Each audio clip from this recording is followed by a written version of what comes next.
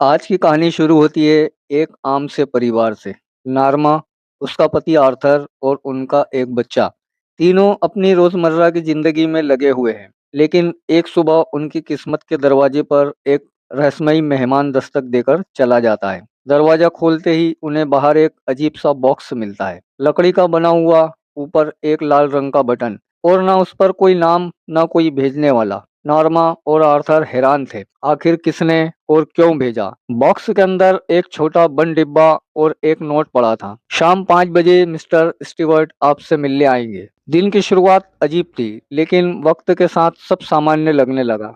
Norma school में teacher थी, उसे प्रिंसिपल के ऑफिस से बुलावा आया। वहां उसे बताया गया कि स्कूल आर्थिक संकट से गुजर रहा है, इसलिए उसकी सैलरी कम कर दी जाएगी। इस खबर ने नॉर्मा को तोड़ दिया। उसे ये भी पता नहीं चला कि प्रिंसिपल के नाम से उसके फोन पर कोई कॉल भी आ रहा था, मानो कोई उसकी निगरानी कर रहा हो। शाम होती है और ठीक समय पर मिस्टर स्टीवर्ट उनके घर पहुंचते हैं। उनका चेहरा अजीब तरह से आधा जला हुआ था और उनकी आवाज में अजीब सा सुकून और खतरा भी था। वो कहते हैं, मैं ही आज सुबह बॉक्स छोड़कर गया था। ये कोई साधारण बॉक्स नहीं है। अगर आप इस लाल बटन को दबाते हैं तो आपको $1 मिलियन मिलेंगे, लेकिन उसी वक्त दुनिया के किसी अजनबी इंसान की मौत हो जाएगी, जिसकी जान चली जाएगी। आप उसे कभी नहीं जान पाएंगी। वो बॉक्स की चाबी देकर कहते हैं, आपके पास कल शाम तक का समय है। इस बटन को दबाना चाहें तो दबा दे, नहीं तो मैं इसे वापस ले जाऊंगा। दूसरी तरफ आर्थर नासा में काम करता है। वो अंतरिक्ष में जाने के सपने देख रहा था, लेकिन शाम को उसे ये बुरी खबर मिलती है कि वो मनोवैज्ञानिक टेस्ट में फेल हो गया है, इसलिए उसे मिशन से हटा दिया गया है। निराश मन से घर लौटते ही उसे नॉर्मा बटन वाली कहानी सुनाती है।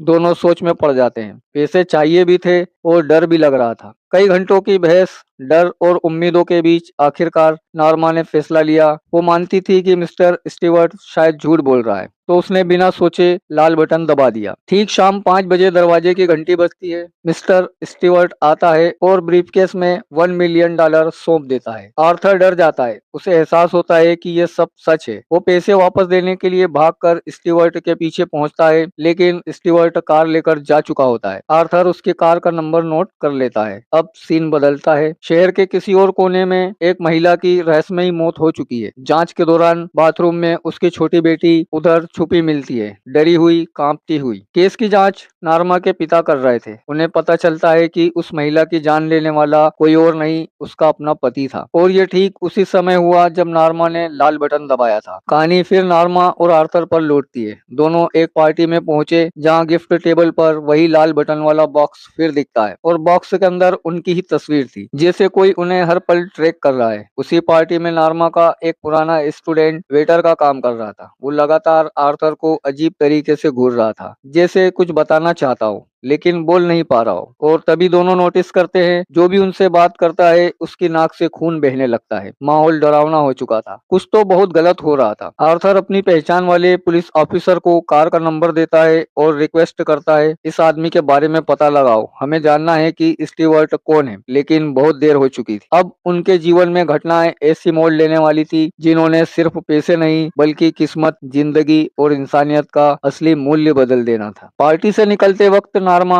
और उसके पति का डर बढ़ गया, क्योंकि जिस कार से मिस्टर स्टीवर्ट आया था उस पर पीछे बड़े अक्षरों में लिखा था, नो एग्जिट। यह देखकर दोनों के मन में और भी खौफ बैठ गया। वो तेजी से घर की ओर लौट आए। घर पहुंचते ही देखा कि उन्होंने अपने बेटे के लिए नई आई हुई बेबी सीटर भी गहरी नींद में सोई पड़ी थी। रात बहुत हो चुकी थी, इसलिए नार्मा अपने पति से कहती है, इसे इसके घर छोड़ाओ। आर्थर बेबी सीटर को लेकर रास्ते पर निकलता है। ड्राइव करते समय लड़की अचानक पूछती है, आप बहुत परेशान लग रहे हैं, सब ठीक है? आर्थर बात टालने की कोशिश करता है, लेकिन तभी लड़की को चक्कर आने लगते हैं और अचानक उसकी नाक से खून बहने लगता है। अगले ही पल वो बेहोश हो जाती है। आर्थर घबरा जाता है। उसकी आईडी चेक करता है और पता चलता है कि आईडी पर लिखा नाम अलग है, यानी वो गलत पहचान के साथ उनके घर पर काम करने आई थी। होश में आते ही बेबी सीटर एक बात कहती है, अब तुम्हें सिर्फ एक ही आदमी बचा सकता है जो तुम्हें शीशे में नजर आएगा। ये बोलकर वो गाड़ी से उतरकर चली जाती है। आर्थर डर से हिल चुका चुका था। वो जल्दी से घर पहुंचकर नार्मा को सारी बातें बताता है। आर्थर के दिमाग में कनेक्शन बनने लगा। वो दौड़कर स्टोर रूम में अपनी पुरानी फाइलें निकालता है और तब उसे नासा के पुराने एल्बम में स्टीवर्ट की तस्वीर मिलती है। स्टीवर्ट पहले नासा में आर्थर के साथ काम कर चुका था। अब वो स्टीवर्ट को खोजने के लिए नॉर्मा के पिता के पास जाता है। सहयोग मिलते ही सबसे पहले वो कार के रजिस्ट्रेशन की जांच करते हैं, लेकिन परिणाम और भी चौंकाने वाला था। वो कार स्टीवर्ट के नाम पर नहीं बल्कि सरकार के नाम पर रजिस्टर्ड थी। यानी स्टीवर्ट के पीछे पूरा कोई सरकारी स्तर का रहस्य छुपा था। इसके बाद नॉर्मा के पति को एक और झटका मिलता है। उसे ये भी पता चलता है कि वही महिला जिसकी पिछले दिन 4:45 पर हत्या हुई थी, ठीक 4:45 पर ही नार्मा ने बटन दबाया था। यानी किसी अनजान इंसान की मौत उस बटन से ही जुड़ी थी। दूसरी तरफ नार्मा अपनी माँ के साथ मॉल में थी। वहाँ एक घबराई हुई लड़की नार्मा के पास आती है और फुसफुसाकर कहती है, डरो मत, हर कपल के इम्तिहान के लिए एक बच्चा होता है। वो नार्मा को एक छोटा पेपर देती है जिसमें कुछ नंबर लिखे होते हैं और कहती है, अगर सच जानना है तो लाइब्रेरी जाना। अब सीन बदलता है। नार्मा का पति और नार्मा के पिता उस मर्डर वाली जगह पर पहुंचते हैं। सबूतों के बीच आर्थर को स्टीवर्ट की एक तस्वीर मिलती है। तस्वीर उठाने पर उसके पीछे एक नंबर लिखा था, वही नंबर जो लाइब्रेरी की बुक शेल्फ पहचान के लिए होता है। आर्थर लाइब्रेरी पहुंचता है और इत्तेफाक से नार्मा भी वहां पहले से मौजूद। आर्थर तस्वीर के पीछे लिखे शेल्फ नंबर से एक पुरानी किताब निकालता है। उस किताब में एक न्यूज़पेपर कटिंग छुपी हुई थी। ये खबर उस दिन की थी जब साइंटिस्ट पहली बार मंगल मिशन पर लॉन्च होने वाले थे। स्टीवर्ट भी उसी मिशन टीम में था, लेकिन लॉन्च से ठीक पहले बिजली उसके ऊपर गिर गई और उसके चेहरे का आधा हिस्सा जल गया। उधर नॉर्मा लाइब्रेरी में दूसरी तरफ एक पुराना वीडियो रिकॉर्ड देख रही थी। वीडियो वही समय का था जब टीम मंगल की तैयारी में थी और उसमें स्टीवर्ट का चेहरा पूरी तरह ठीक दिख रहा था। नॉर्मा ऊपर और रिकॉर्ड देखने जाती है, लेकिन वहां मिस्टर स्टीवर्ट अचानक सामने आ जाता है। उसका हाथ नॉर्मा के कंधे पर पड़ते ही वो बेहोश होकर गिर जाती है। इधर आर्थर किताब और कटिंग लेकर लाइब्रेरी से भागने की कोशिश करता है, लेकिन बहुत से लोग उसे रोकने के लिए उसका पीछा करते हैं। वो एक बड़े हॉल में पहुंचता है जहां दर्जनों लोग बैठकर खाली और बेजान निगाहों से उसकी ओर देखते रहते हैं। तभी सामने से स्टीवर्ट की पत्नी आती है। आर्थर चिल्लाता है, तुम लोग चाहते क्या हो? स्टीवर्ट की पत्नी धीमे स्वर में कहती है, हम कुछ नहीं चाहते, हम सबको स्टीवर्ट कंट्रोल करता है। आर्थर कहता है, मैं यहाँ से बाहर जाना चाहता हूँ। स्टीवर्ट की पत्नी उसे एक कमरे में ले जाती है। कमरे में 3 अलग अलग रास्ते बने हुए थे। वो कहती है, अगर बचना है तो इनमें से सही रास्ता चुनो। लेकिन तीनों रास्ते में कुछ भी साफ दिखाई नहीं दे रहा था। हर रास्ता पानी जैसा क्लीन था और हर एक में खतरा भी हो सकता था। लेकिन तभी आर्चर को याद आता है कि पार्टी में वो अजीब लड़का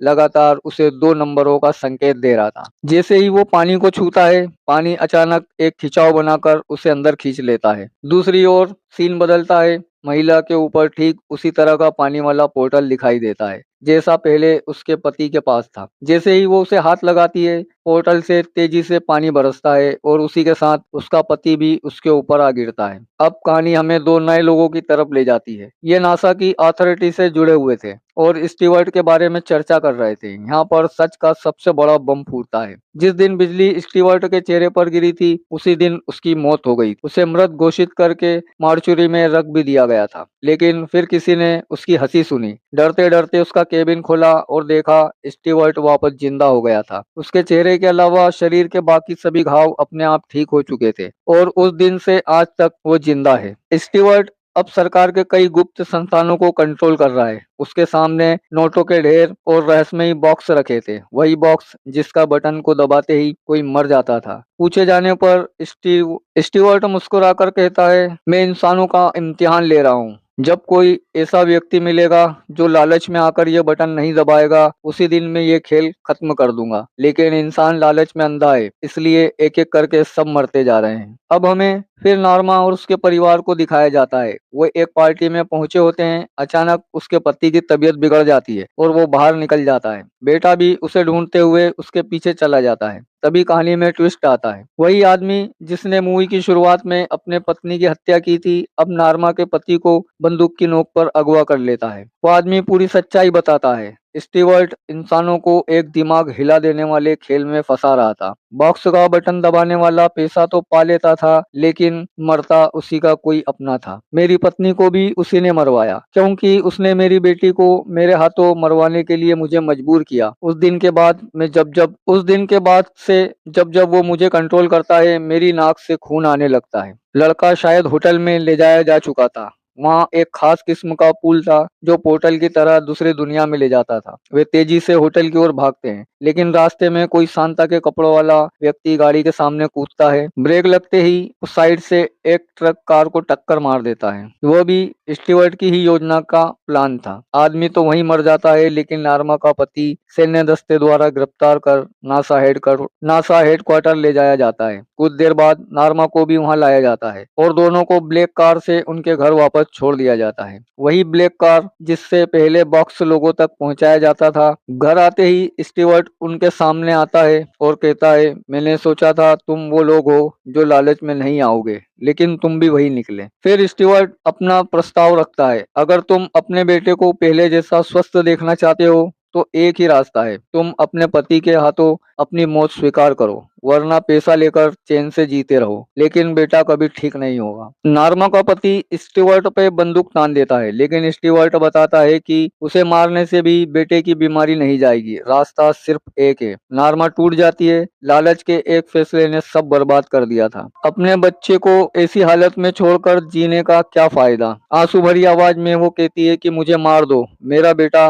पहले जैसा हो जाना चाहिए। और मजबूरन उसका पति ट्रिगर दबा देता है। उसी पल दूसरी तरफ एक और अजनबी कपल रेड बटन दबा रहे होते हैं, यानी बटन दबाते ही कहीं किसी की मौत हो जाती थी और स्टीवर्ट ने पूरी दुनिया इस तरह इंटरकनेक्ट कर रखी थी। नार्मा की मौत के बाद पुलिस तुरंत उसके पति को गिरफ्तार कर लेती है और उसी वक्त उनका बेटा चमत्कारिक रूप से पहले जैसा बिल्कुल ठीक हो जाता है। स्टीवर्ट अब भी खेल रोकने वाला नहीं, वो किसी नए परिवार के दरवाजे के बाहर फिर वही रहस्यमयी बॉक्स रख जाता है और कहानी यहीं खत्म हो जाती है। अगला लालची कौन होगा? अगर आप भी अपनी पसंद की कोई मूवी का हिंदी एक्सप्लेन चाहते हैं तो मुझे कमेंट बॉक्स में जरूर बताएं। वीडियो पसंद आया हो तो वीडियो को लाइक और अपने दोस्तों में शेयर जरूर करें। चैनल पर नए आए तो चैनल को सब्सक्राइब भी करें।